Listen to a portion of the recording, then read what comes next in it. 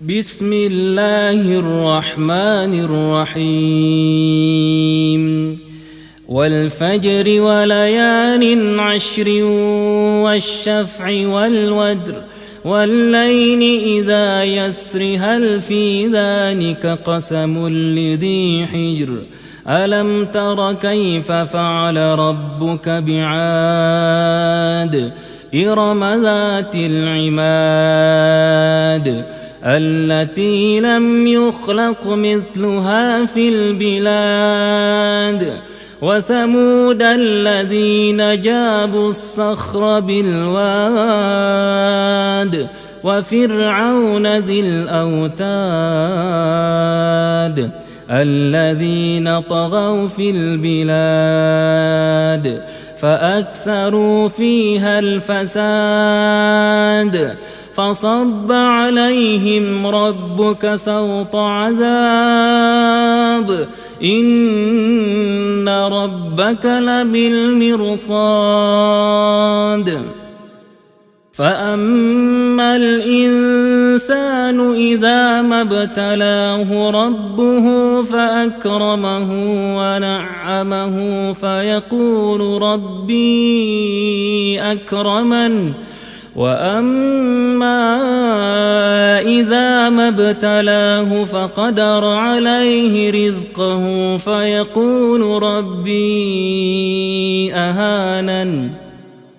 كلا بل لا تكرمون اليتيم ولا تحاضون على طعام المسكين وتأكلون التراث أكلا لما وتحبون المال حبا جما كلا إذا دكت الأرض دكا دكا وجاء ربك والملك صفا صفا وجيء يومئذ بجهنم يومئذ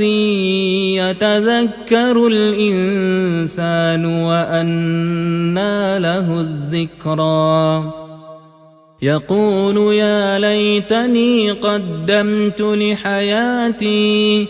فيومئذ لا يعذب عذابه أحد ولا يوثق وثاقه أحد يا أيتها النفس المطمئنة ارجعي إلى ربك راضية مرضية فادخلي في عبادي وادخلي جنتي.